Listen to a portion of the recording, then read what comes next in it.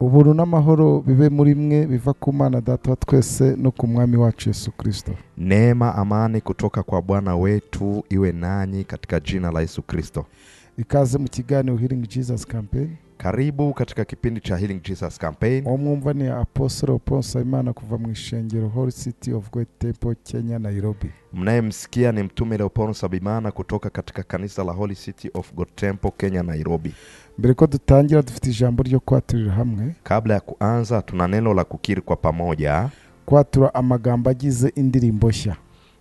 Ni kutangaza maneno anayounda wimbo mpya.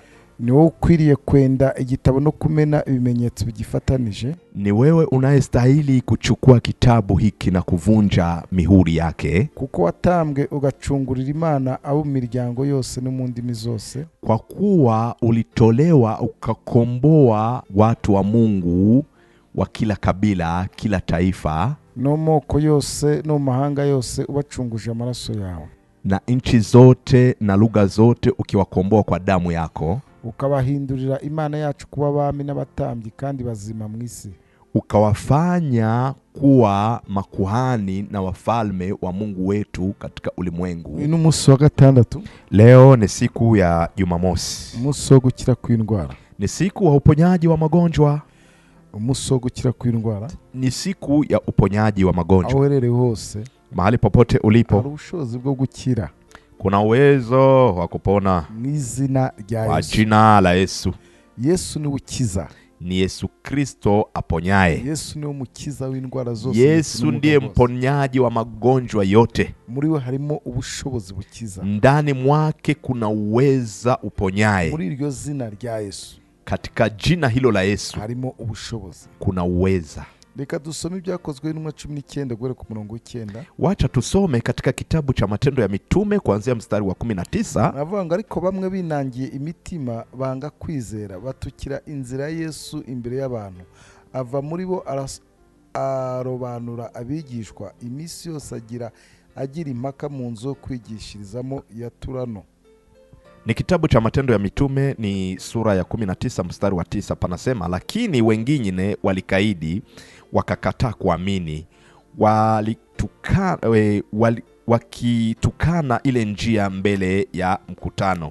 Basi akaondoka akawaacha, akawatenga wanafunzi, akahojiana na watu kila siku katika darasa ya mtu mmoja jina lake Tirano.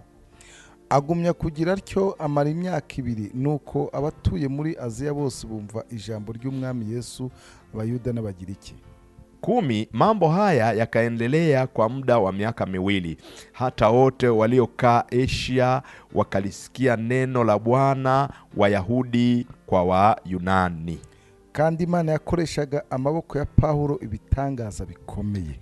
11. Mungu akafanya kwa mikono ya Paulo miujiza ya kupita kawaida. Ndetse bashyiraga abarwayi ibitambaro n'imyenda bivuye ku mubiri we bagakira bamo.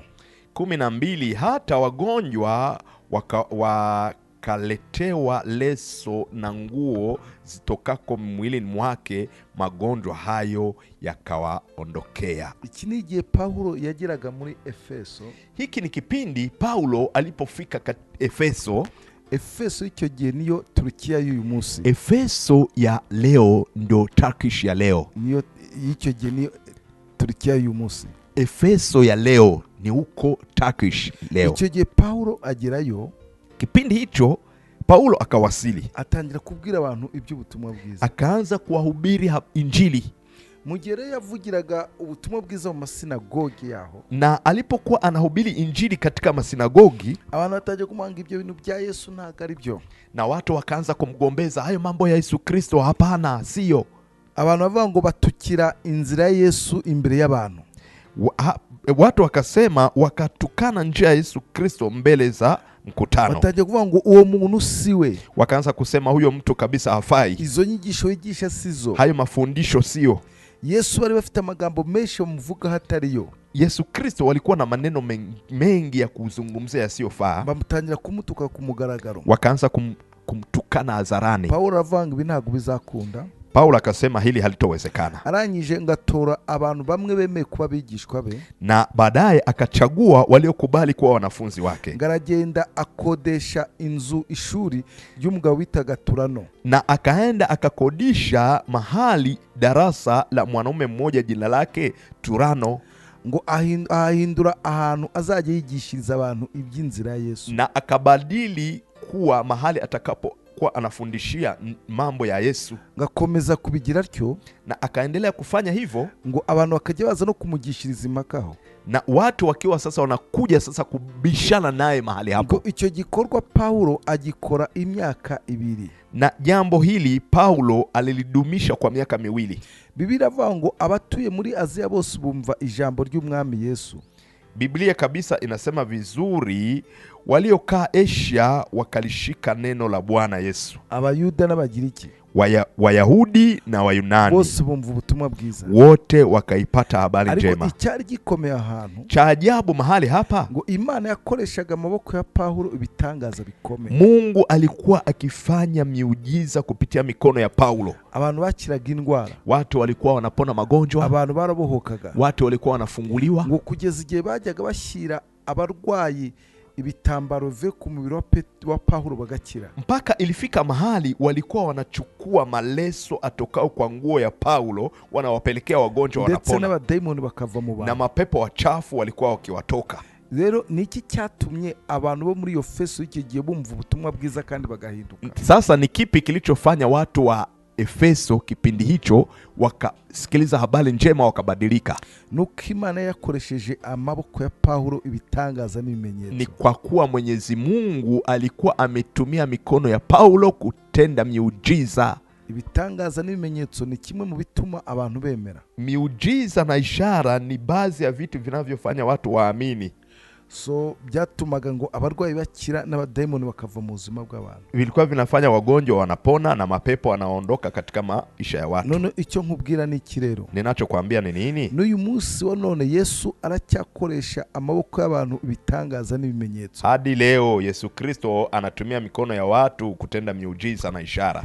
Yesu ushobora gukoresha igitambaro kivuye ku mubiri w'umuntu kigakiza abarwayi. Yesu awezaye kutumia leso itokayo kwa mwili wa mtu ikaponya wagonjwa. Muri icyo gihe niyo mwaye Paulo yari afite yo kugera ku bantu mu buryo butandukanye. Kipindi hicho ndio njia Paulo aliyokuwa nayo kuwafikia watu kwa njia iliyo tofauti, ndetse agashobora no kugera ku bantu bari kure, na alikuwa anaweza kuwafikia watu walio mbali. Uyu munsi igikoresho natwe dufite ni social media, na leo sisi chombo tulichonacho ni social media. ubwo buryo dushobora kugera ku bantu bari kure cyane. Hii platform ya YouTube ndo tunaitumia ili tuweze kuwafikia watu walio mbali, ubwo dushobora kugeraho wari hose, na wewe tuwaweza kukufikia mahali popote ulipo, biciye muri WhatsApp, biciye mu kindi kintu indwara ya igakira, kupitia njia ya platform yoyote, WhatsApp, YouTube, Facebook, na ugonjwa wako ukapona. Kuko ibihe byose biriho Imana ishobora gukoresha izo nzira kugira ngo ikore bitangaza ku buzima kwa kuwa Mwenyezi Mungu ana uwezo wa kutumia njia hizi ili aweze kutenda miujiza kwa maisha ya watu. Rero aho herereye hose muri aka kanya mwiza, na wewe mahali popote ulipo, kwa jina la Yesu ugire kwizera,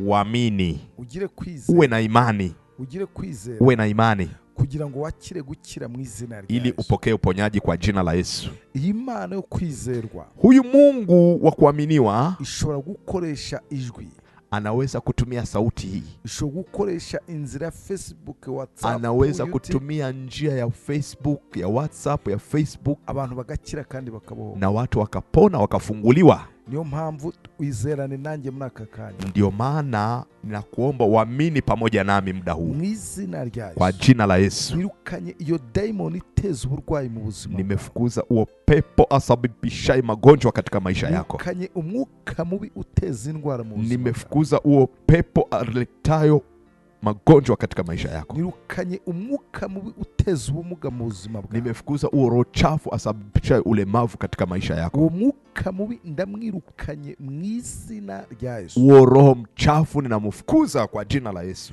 Daimoni uteza ubumuga bwa kanseri, wewe pepo unayosababisha ulemavu wa kansa, soka mu buzima bw'umuntu mu izina, toka katika maisha ya mtu huyu kwa jina la Yesu. Daimoni wa allergy, Wewe pepo wa allergy, soka mu buzima bw'umuntu mu izina rya Yesu. toka katika maisha ya mtu huyu kwa jina la Yesu. Daimoni utera kuba goyigoyi, Wewe daimoni unayefanya mtu awe mlegevu, soka mu buzima bw'umuntu mu izina rya toka Yesu. katika maisha ya mtu huyu kwa jina la Yesu. Daimoni uteza ubabare, Wewe daimoni unayosababisha maumivu, soka mu buzima bw'umuntu mu izina rya Yesu. toka katika maisha ya mtu huyu kwa jina la Yesu. Daimoni uteza uburwayi bw'umutwe, Wewe pepo unayosababisha maumivu ya kichwa, ndagutegetse soka mu buzima bw'umuntu mu izina rya Yesu. ninakuamuru toka kwa maisha ya mtu huyu kwa jina la Yesu. Daimoni uteza ubuga bw'amaso, Wewe pepo unayosababisha ulemavu wa macho, soka muri ayo maso mu izina rya Yesu. toka katika macho haya kwa jina la Yesu. Daimoni uteza ikibazo cyose mu buzima bw'umuntu, Wewe pepo usababishayo tatizo lolote katika maisha ya mtu huyu, soka mu izina rya toka Yesu. katika jina la Yesu. Umudayimoni wose wafashe mu gikiriza cyawe,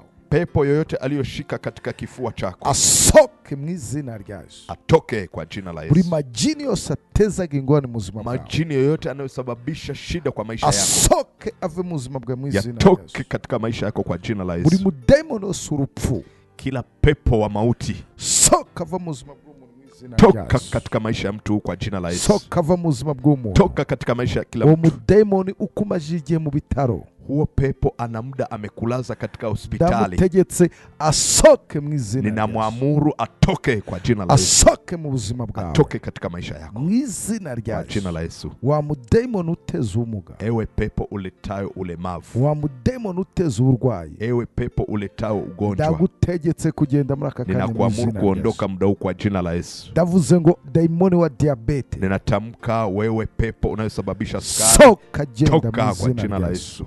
Dayimoni uteza uburwayi bw'umutima, Wewe pepo unayosababisha magonjwa ya moyo, soka ava mu buzima Toka bw'umuntu mu izina rya katika Yesu. maisha ya mtu kwa jina la Yesu. Dayimoni uteza uburwayi bw'impyiko, Wewe pepo unayosababisha magonjwa ya figo, soka mu izina rya toka Yesu. kwa jina la Yesu. Dayimoni uteza igitigo, Wewe daimoni unayosababisha magonjwa ya ini, soka mu buzima toka bw'umuntu mu katika izina jina la rya Yesu Yesu. Kristo. Wa mwuka mubi we, Wewe roho chafu, ndakwirukanye mu izina rya Yesu. ninakufukuza kwa jina la Yesu. Ndagukwe mu buzima bw'umuntu, Ninakuondoa katika maisha ya mtu, ndagukwe mu nda y'uwo muntu ninakutoa katika tumbo la mu mtu huyu izina rya kwa Yesu. jina la Yesu. Ndakijije iyo ndwara Nimeponya ugonjwa huo mu izina rya kwa jina la Yesu. Yesu. Aho rero hose muri aka kanya, Mahali popote ulipo muda huu, shima Yesu ko agukije ibyo bisebe mshukuru byawe Yesu mu mubiri wawe. Kristo kwamba amekuponya madonda hayo Shima yaliyokuwa Yesu ko kwa mwili agukije iyo wako. kanseri. Mshukuru Yesu kwa kuwa amekuponya hiyo Yesu kansa. agukijije iyo diabete. Yesu amekuponya hiyo sukari. Yesu akije ayo maso yawe. Yesu ameponya macho yako hayo. Yesu akije igitigu cyawe. Yesu ameponya ini lako. Yesu akije umutima wawe. Yesu ameponya moyo wako. Yesu akije umugongo wawe. Yesu ameponya mgongo wako. Yesu arakubohoye muri aka kanya. Yesu amekufungua muda Ubwo huu. burwayi bwose bwa buri ku buzima bwawe,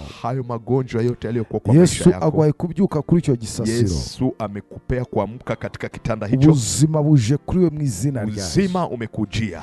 Yesu arakubohoye. Yesu Kristo Uwo amekufungua. mudayimoni wari ukurwaje Huyo pepo aliyokufanya uumwe amaze ijya kubabaza mu gikiriza, ana muda mrefu akileta maumivu kwa kifua. igikiriza cyawe kirakize mu izina Kifua rya chako Yesu. kimepona kwa jina Amaze la ijya Yesu. kubabaza mu mahaha, Ana muda mrefu akiyatesa amahara mapafu yarabohotse yako. mu izina rya Yesu. Mapafu yako yamepona. Imitwaro yose baba baragushyizeko Mizigo yote waliyokubebesha ikuvuye ko mu izina rya Yesu. imekuondokea kwa jina la Yesu. Imyuka mibi yose ari gukandamiza Maroho machafu yote yaliyokufunga ikuvuye ko mu izina rya Yesu. yamekuachilia kwa jina la Yesu. Yesu arakubohoye. Yesu Kristo amekufungua. Yesu aragukijije. Yesu Kristo amekuponya. Ubaye muzima muri aka kanya. Umekuwa mzima muda huu. Igitangaza kibaho ku buzima bwawe. Muujiza umetokea kwa maisha yako. Igitangaza kibaho ku mero yawe. Muujiza umetokea kwa life Igihugu yako. cyose waba uherereyemo muri aka kanya, Nchi yoyote uliomo kwa muda huu. Yesu aragukijije. Yesu amekuponya. Yesu arakubohoye. Yesu amekufungua. Ubaye muzima mu izina rya Umekuwa Yesu. mzima kwa jina la Yesu. Urabohotse. Umefunguka. Shimira Yesu. Shukuru Yesu. Shimira Yesu. Shukuru Yesu. Izo ndwara zivuye mu nzu yawe. Hayo magonjwa ameondoka Izo ndani ya ndwara nyumba zivuye mu yako. maguru yawe. Hayo magonjwa ameondoka kwa Mu miguu yako. izina rya Kwa Yesu. jina la Yesu. Ubaye muzima, Umekuwa mzima. urabohotse, Umefunguka. urakize. Umepona. Mu izina Kwa rya jina Yesu. la Yesu. Mu izina Kwa jina rya la Yesu. Yesu. Ubwiza bw'Imana bukubayeho. Wema wa Bwana umekuwa Imbabazi pamoja na z'Imana wewe. zikubayeho. Fadhili za Mungu None zimekuwa iteka pamoja ryose. na wewe na Mu milele. izina rya Kwa jina la Yesu. Yesu.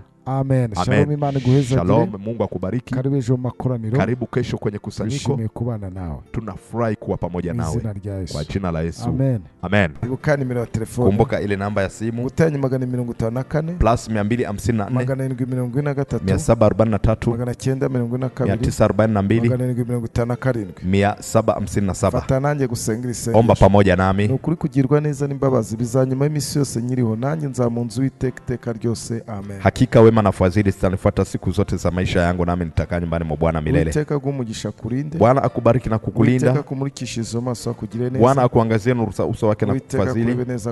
Bwana akuinulie uso wake na kukupa amani kwa jina la Yesu. Amen. Shalom. Shalom.